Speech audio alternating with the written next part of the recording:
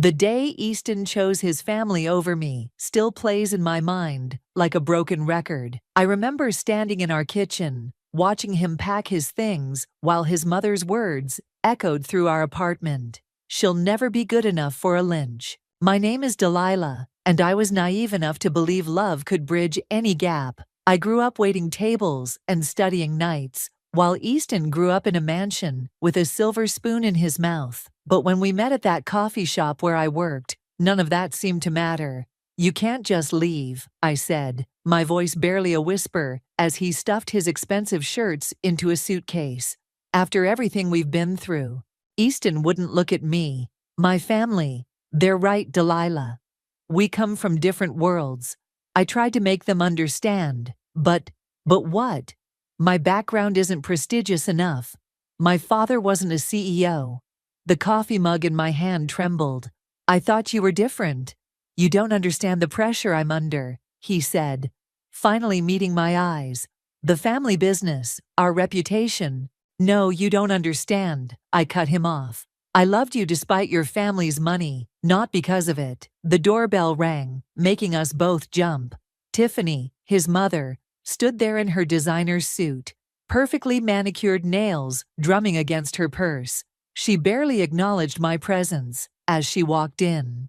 "Easton, darling, the car is waiting," she said, her voice dripping with artificial sweetness. "Your father is expecting us for dinner." I watched as Easton's shoulders slumped in defeat. The man I married, who once promised to stand by me through anything, was crumbling under his mother's gaze. "You should have seen this coming, dear," Tiffany said to me, her smile never reaching her eyes. "Someone like you, well, you must have known this was temporary." My best friend Bridget had warned me about the Lynches. "They're old money," she'd said. "They'll never accept someone they consider beneath them."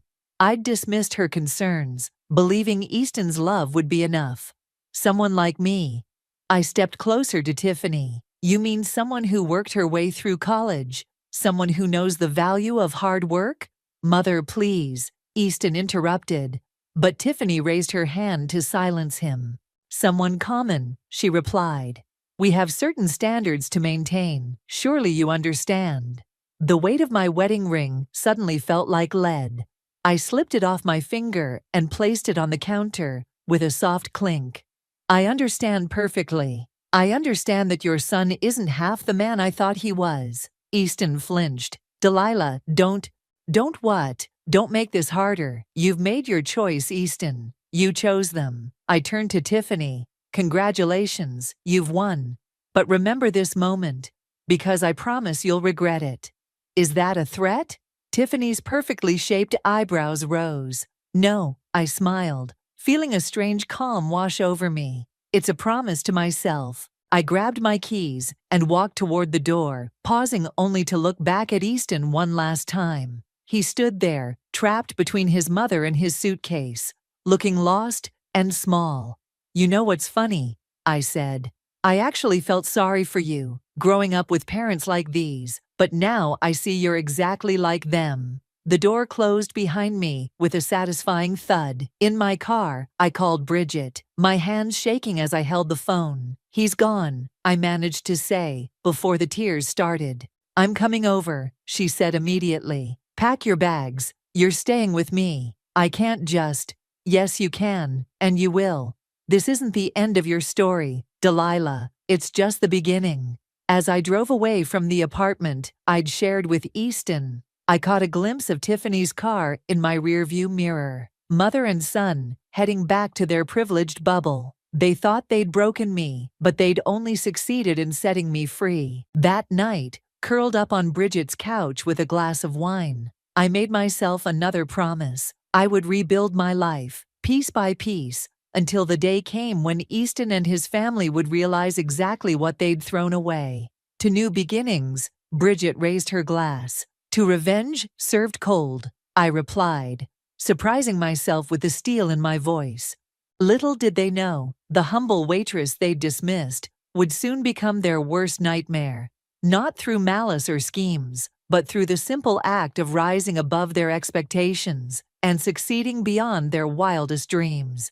You can't mope around my apartment forever, Bridget announced one morning, yanking open the curtains. It's been 2 weeks. I pulled the blanket over my head, but she wasn't having it. I'm not moping, I muttered. I'm strategizing. Is that what we're calling watching sad movies and eating ice cream now? She sat on the edge of the couch. Come on, I've got something to show you. Reluctantly, I followed her to her home office, where her laptop displayed a commercial space for rent in downtown. The price made me wince. Before you say no, Bridget held up her hand. Hear me out. Remember those organic skincare products you used to make? The ones everyone at the wedding raved about? I nodded. It had started as a hobby, mixing natural ingredients in my kitchen to create face masks and moisturizers. Even Tiffany had unknowingly complimented my homemade face cream at the wedding. Before she knew about my background. There's a massive market for clean, sustainable beauty products, Bridget continued, and you already have the perfect formula. That was just for fun, I protested. I can't start a business. I don't have the money or experience or what? The right family name. Bridget's words hit home.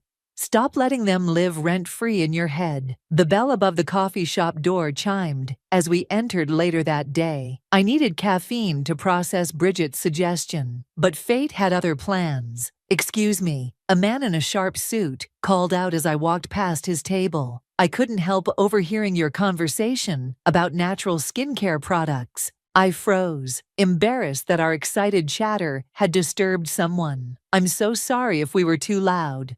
No. He stood, extending his hand. I'm Leonard. I work in business development, and I'm always looking for innovative ideas. Would you mind sharing more about your products? Before I could decline, Bridget jumped in. She'd love to. In fact, she has samples in her bag right now. I shot her a look, but she just grinned and pushed me toward the chair opposite Leonard. Reluctantly, I pulled out the small jar of face cream I always carried. Leonard examined the product, asking detailed questions about ingredients, production costs, and target market. His eyes lit up when I explained my commitment to sustainable packaging. You know, he said, sliding his business card across the table, I mentor startups in their early stages. Your idea has potential, but more importantly, you have something rare, passion and authenticity. I stared at the card. Why would you want to help me? Because 15 years ago, someone took a chance on me when I was starting out. Sometimes all it takes is one person believing in you. He smiled. Think about it. Call me if you're interested. After he left, Bridget practically bounced in her seat. This is it. The universe is literally throwing opportunities at you, or setting me up for another fall, I said. But I couldn't deny the spark of excitement in my chest. That night, I pulled out my old recipe journal. Pages of carefully documented formulations, customer feedback from friends, cost calculations. It was all there. I'd stopped when Easton's family made it clear they found my kitchen experiments embarrassing. The next morning, I called Leonard. 3 months later, I stood in my own small production space, surrounded by mixing equipment and natural ingredients. Leonard had helped me secure a small business loan and guided me through the licensing process. The space wasn't much, but it was mine. To Freeman Naturals, Bridget raised a glass of champagne as we celebrated the official opening. You did it, girl. We did it, I corrected her, including Leonard in my gesture. I couldn't have done this without either of you. Actually, you could have, Leonard said. You just needed to believe it was possible. Speaking of which, there's a trade show next month. Perfect opportunity to launch your brand. Isn't that the one where all the luxury beauty brands showcase? My stomach churned. I'm not ready for that. You're more ready than you think, he insisted. Success is the best revenge, Delilah. Trust me. As I looked around my small but growing business, I felt something I hadn't experienced since before Easton left. Pride. Pure, unfiltered pride in something I'd built with my own hands. Okay, I said, squaring my shoulders. Sign me up for the trade show. It's time to show the world what this common girl can do. Bridget hugged me tight. The Lynches won't know what hit them. No, I smiled, feeling stronger than I had in months. They won't. Your booth location is terrible, Leonard said, scanning the trade show floor plan. But we can work with it. I stood in the massive convention center, watching workers set up elaborate displays for major beauty brands. My modest booth felt like a rowboat among luxury yachts. Remember, Leonard continued, you're not just selling products, you're selling a story. Your story. A story about getting dumped by my rich husband? I quipped, arranging sample jars on our small counter. No, he said firmly, a story about a woman who created something authentic and beautiful from scratch. These big brands, they're all smoke and mirrors. You're the real deal. The first day of the show was overwhelming. Buyers and journalists rushed past our booth, drawn to the flashier displays. I felt my confidence wavering until a woman in her 60s stopped to try our sample face cream. This texture is divine, she said, closing her eyes as she applied it. And the scent, so subtle, so natural. It's all organic, I explained, warming to her genuine interest. The rose oil is sourced from a small family farm in Oregon. I'm Margaret from Bloom Beauty, she said. We have boutiques in several major cities. Would you be interested in discussing wholesale options? By afternoon, we had 3 potential retail partners and a growing crowd around our booth. People were drawn to the simplicity of our packaging and the authenticity of our approach. See? Leonard grinned. The truth sells itself. Then I heard a familiar voice that made my blood freeze. Well, if it isn't the kitchen chemist, Noelle drawled, sauntering up to our booth. She'd been Tiffany's favorite choice for Easton, the daughter of another wealthy family. How quaint. Can I help you try something? I asked professionally, though my hands shook slightly. Oh, I'm not here to buy, she smirked. I represent Luxe Beauty now. We're launching our new premium organic line next month. Just wanted to see what the competition was up to. I noticed her eyes scanning our display, lingering on our order book. Well, good luck with your launch, I said firmly. If you'll excuse me, I have customers waiting. After she left, Leonard squeezed my shoulder. Don't let her rattle you. She's worried, or she wouldn't have come over. The next day brought even more success. A popular beauty blogger raved about our night cream on social media, sending a flood of visitors to our booth. By closing time, we'd sold out of several products and had a waiting list for more. We need to scale up production, Leonard said as we packed up. And fast. I know some manufacturers who… No, I interrupted. We're keeping production in-house. Quality control is everything. He smiled. That's exactly what I hoped you'd say, but you'll need a bigger facility, more staff. Then that's what we'll do, I said, surprising myself with my certainty. I won't compromise on quality, ever. The final day of the show, I arrived early to find a sophisticated woman waiting at our booth. She introduced herself as the beauty director of a major magazine. Your brand has created quite a buzz, she said. Would you be interested in being featured in our Rising Stars section? As we discussed the details, I noticed Noelle watching from her luxurious booth across the aisle. Her expression sour. The magazine feature would come out just before Luxe Beauty's organic line launch. Perfect timing, Leonard whispered after the beauty director left. Sometimes karma works faster than expected. That evening, as we celebrated our success at a nearby restaurant, Leonard handed me an envelope. Inside was an invitation to speak at an upcoming charity gala. The theme is innovation and sustainability in beauty, he explained. They want you to share your journey. I stared at the invitation, my heart racing when I saw the event details. The Lynch Foundation was one of the main sponsors. You don't have to accept, Leonard said gently, reading my expression. Yes, I do, I replied, my voice stronger than I felt. It's time to show them exactly who I've become. Bridget raised her glass. To facing our fears head on. To karma, Leonard added with a knowing smile. I touched my glass to theirs, thinking about how far I'd come from that broken woman in Bridget's apartment. My small business was growing beyond my wildest dreams. And now I had a platform to tell my story. My real story. To authenticity, I said. And to never letting anyone make you feel small again. As we toasted, my phone buzzed with another order notification. Success, I was learning, truly was the sweetest revenge. You're fidgeting again, Bridget said, adjusting my blazer in the mirror. The charity gala was 3 days away, and we were at my final fitting. I'm not fidgeting, I protested, though my fingers wouldn't stop smoothing the silk fabric. I'm just making sure everything's perfect. The dress is perfect. Your speech is perfect. You're perfect. She turned me to face her. What's really bothering you? Before I could answer, my phone buzzed. Another message from Leonard. Just confirmed. Entire Lynch family RSVP'd, yes, including Easton. My stomach lurched. Maybe I should back out. Like hell you will, Bridget snapped. You've worked too hard for this moment. The boutique owner approached with a garment bag. The alterations are complete, Ms. Freeman. Would you like to try it on one more time? I shook my head, already feeling suffocated. I need air. Outside, I leaned against the building, taking deep breaths. A familiar voice made me jump.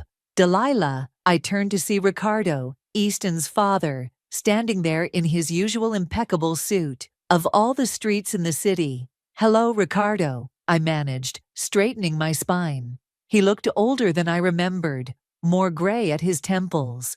I heard you're speaking at the gala. That's right. I met his gaze steadily. About my company's commitment to sustainable beauty. Yes, well, he cleared his throat. Tiffany and I were surprised to see your name on the program. I bet you were. I couldn't help the edge in my voice. Surprised that the waitress you dismissed built a successful company. He had the grace to look uncomfortable. About that, perhaps we were… Save it, I cut him off. I have a fitting to finish. Back inside, Bridget took one look at my face and knew. What happened? Just ran into Ricardo, I said, slipping into the dress. He tried to apologize, or maybe he was going to warn me to stay away from the gala. I didn't stick around to find out. Good, she said firmly. You don't owe them anything. That evening, I buried myself in work at the office, reviewing production schedules and order fulfillment. A knock at the door startled me. You're here late, Leonard said, walking in with takeout bags. Thought you might need dinner and moral support. I grabbed a container of pad thai. I ran into Ricardo today. Ah, he sat down. And nothing. I walked away. I pushed the noodles around. But seeing him brought everything back. The way they looked at me, like I was dirt on their shoes. Good, Leonard said, surprising me. Use that feeling. Channel it into your speech. I don't want revenge anymore, I admitted. I just want to prove them wrong. That's exactly why you'll succeed. He pulled out his tablet. Now, let's review your presentation one more time. The next few days passed in a blur of preparations. The magazine feature about Freeman Naturals hit newsstands, causing our online orders to explode. I barely had time to think about the gala until the morning of. The car's here, Bridget called through my bedroom door. Are you ready?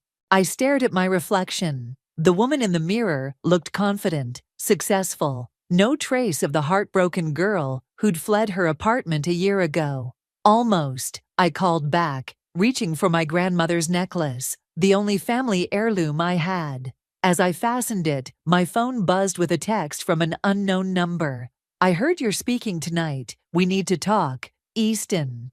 My hands shook as I deleted the message without responding. Delilah. Bridget poked her head in. You okay? Easton just texted. I showed her my phone. He wants to talk. Of course he does, she scoffed. Now that you're successful, now that you're speaking at their precious charity event, don't let him get in your head. She was right. I grabbed my clutch and speech notes. Let's go show them what they missed out on. In the car, Leonard called to review last-minute details. Remember, you're on right after Noelle from Luxe Beauty. Don't let her presentation rattle you. I won't, I promised, watching the city lights blur past. I'm done letting any of them affect me. But as we pulled up to the Grand Hotel, Seeing the Lynch Foundation banner hanging above the entrance, my heart raced. Somewhere inside, my past and present were about to collide. Ready? Bridget squeezed my hand. I took a deep breath, thinking of how far I'd come. Ready. The ballroom buzzed with the city's elite, champagne glasses clinking, and diamonds glittering under crystal chandeliers. I spotted Tiffany holding court near the stage, wearing her signature pearls and condescending smile. Deep breaths, Bridget whispered, steering me toward our assigned table. You're not that girl anymore, Leonard intercepted us, tablet in hand. Change of plans. They've moved you up in the speaking order. You're now before Noelle, not after. What? Why? Because, a silky voice interrupted. I requested it. Noelle appeared, wearing a dress that probably cost more than my first month's rent. I prefer to close the show. The schedule was set weeks ago, Leonard argued. Noelle's smile didn't reach her eyes. Things change. By the way, Delilah, have you said hello to Easton yet? He's been asking about you. My comeback was cut short by the event coordinator calling speakers for a final briefing. As I walked away, I heard Noelle's theatrical whisper, "Poor thing, she still looks so provincial." The speaker's preparation room was mercifully empty. I reviewed my notes, trying to ignore the muffled sounds of the gathering crowd. The door opened, and my heart stopped. Delilah. Easton stood there, more gray in his hair than I remembered, looking uncertain in a way that once would have made me want to comfort him. "Don't," I said, gathering my papers. "Whatever you're going to say, just don't." "You look amazing," he pressed on. "I've been following your success, the magazine feature. Funny how my success suddenly makes me worth talking to." I moved toward the door, but he blocked my path. "I made a mistake," he said quietly. "I let my family—" "No," I met his eyes. "You didn't let them do anything. You chose them. Own your choice." "Ms. Freeman," the coordinator poked her head in. "You're on in 5 minutes." I pushed past Easton, but his next words froze me. "I miss you." Turning slowly, I laughed, a sharp cold sound that surprised us both. "You miss me? Now that I'm successful? Now that I've proven I'm not just some waitress? How convenient." His face flushed. "That's not fair."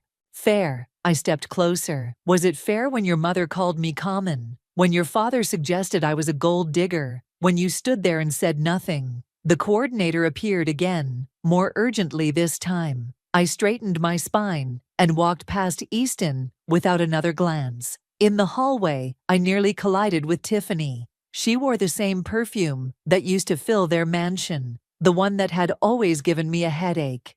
"Delilah, darling," she cooed, as if we were old friends.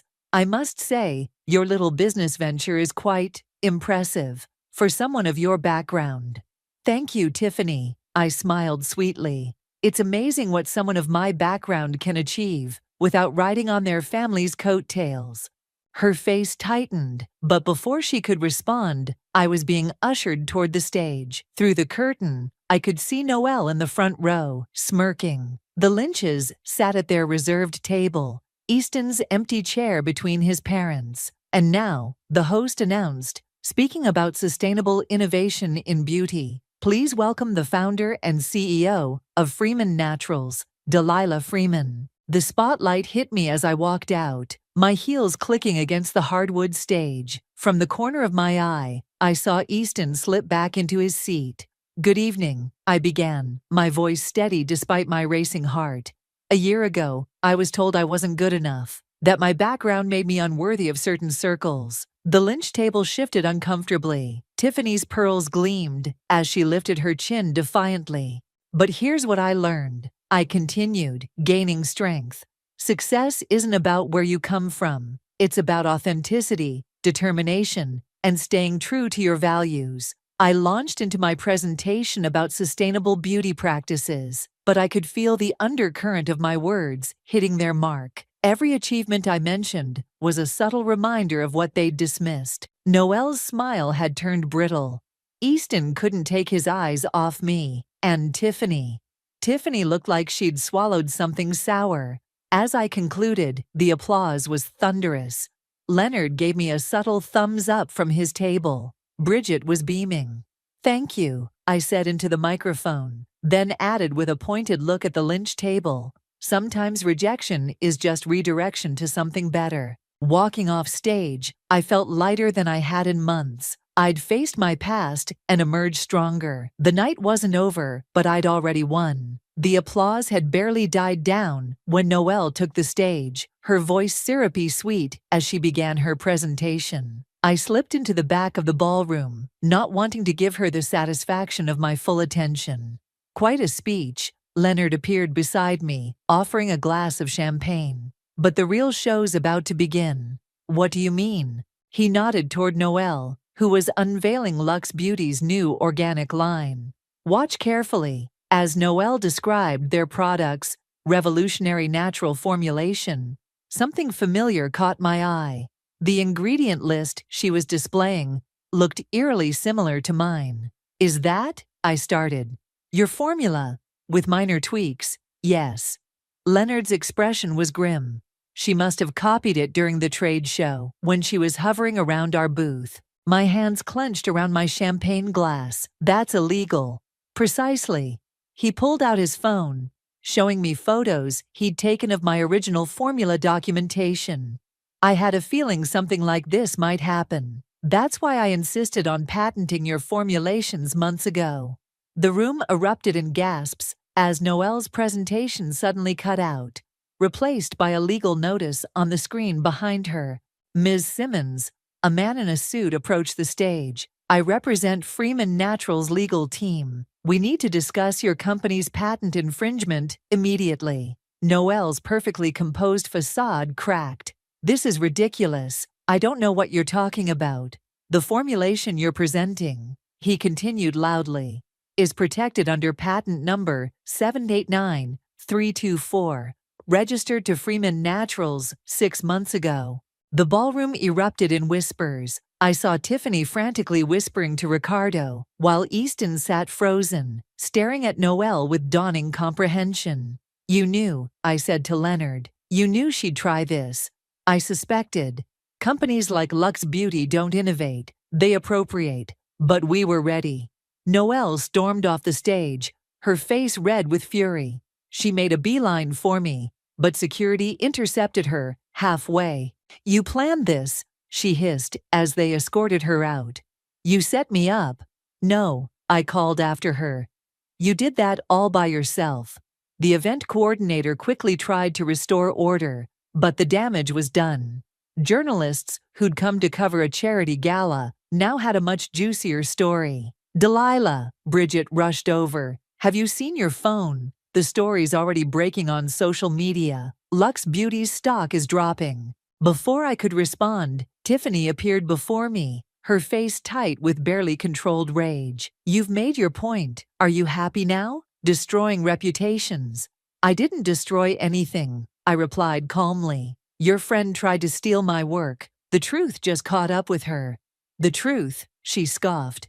"The truth is, you'll never belong in this world, no matter how successful you become." "Mother, stop." Easton's voice cut through the tension. He'd approached without me noticing. "Haven't you done enough?" Tiffany recoiled, as if slapped. "Easton, surely you can't be defending her." "I should have defended her a year ago." He turned to me. "Delilah, I know it's too late, but I'm sorry. I was a coward." "Yes," I agreed. "You were." Ricardo joined us, looking older than ever. Perhaps we all were wrong about you, Delilah." "Perhaps?" I laughed softly. "You know what the difference is between you and me. I never needed your approval. I just needed to believe in myself." A reporter approached, notebook in hand. "Ms. Freeman, could we get a statement about the patent infringement?" "Of course," I smiled. Turning away from the Lynches, "I believe in protecting innovation and authentic creation.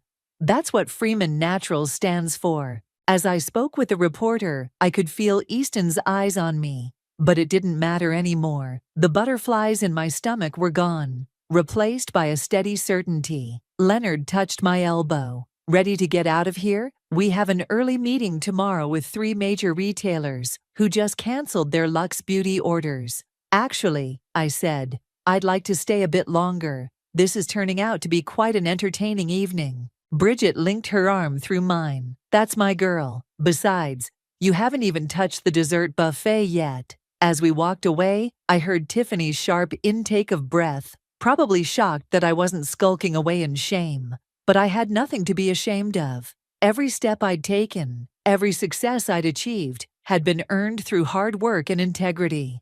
The night wasn't turning out anything like I'd expected. It was turning out better. The morning after the gala, my office was flooded with calls and emails. News of Noelle's patent infringement had spread like wildfire through the beauty industry. "Your inbox is exploding," Bridget announced, bursting into my office with coffee. "3 major department stores want to carry our line, and that magazine wants a follow-up interview." I barely had time to respond before Leonard walked in, looking unusually serious. "We need to talk. Lux Beauty's lawyers are here." My stomach dropped, but I straightened my spine and nodded. "Send them in." 2 stern-faced attorneys entered, followed by Noelle herself. She looked nothing like the polished socialite from last night. Her eyes were red-rimmed, her designer outfit slightly wrinkled. "Let's make this quick," one lawyer began. "We're prepared to offer a settlement." "No," I interrupted. "No settlements."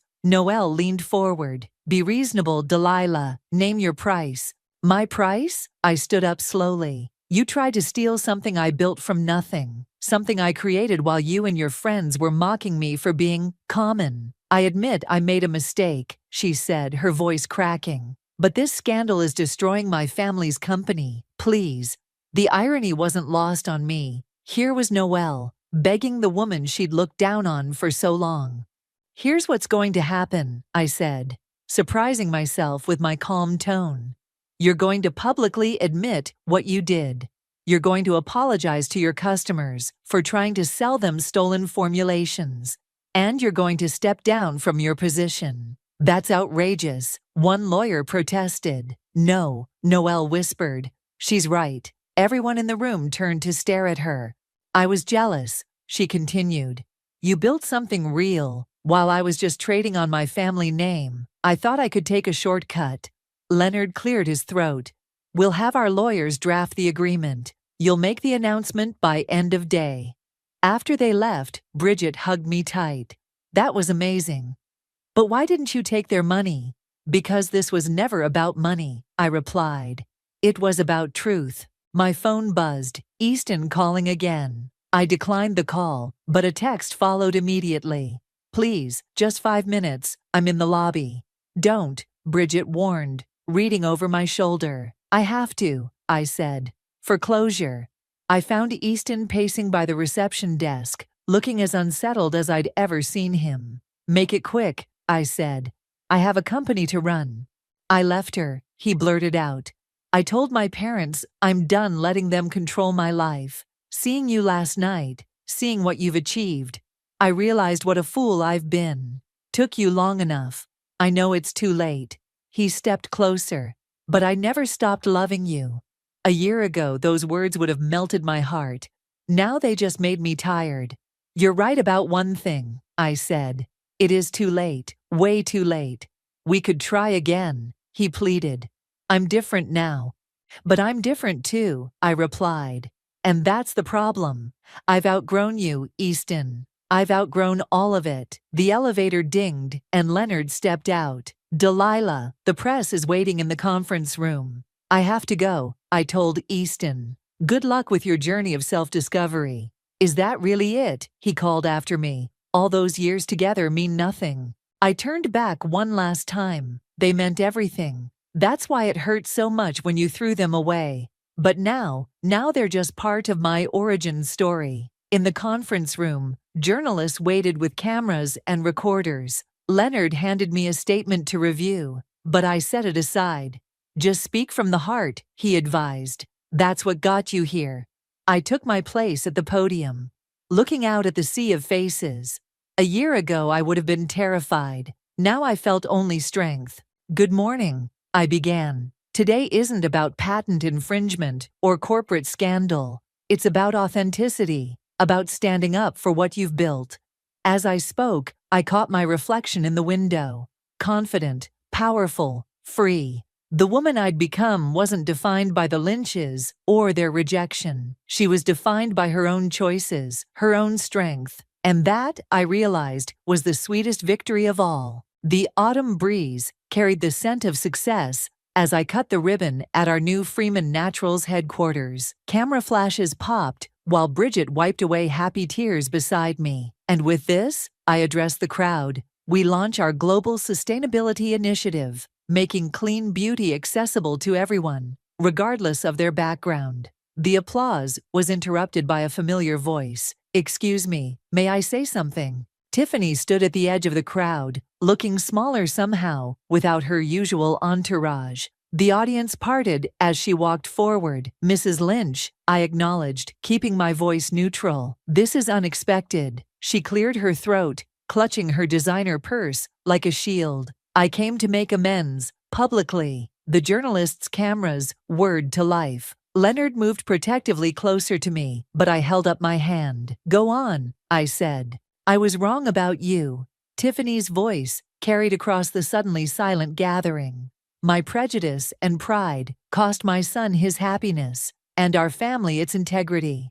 While you were building something meaningful, we were clinging to outdated notions of worth." "Why now?" I asked, genuinely curious. "Because yesterday, my granddaughter asked me why we treat some people differently than others."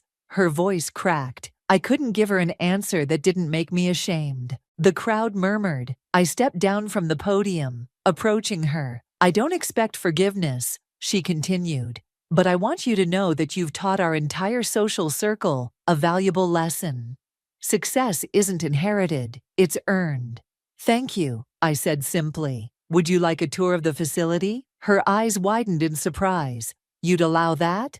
"Of course, our doors are open to everyone. That's the whole point."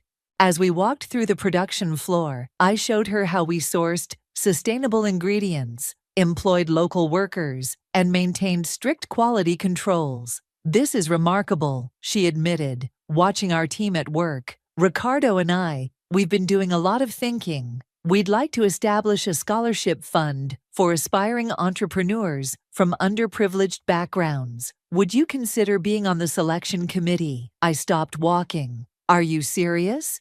"Entirely. Who better to spot genuine talent and determination?"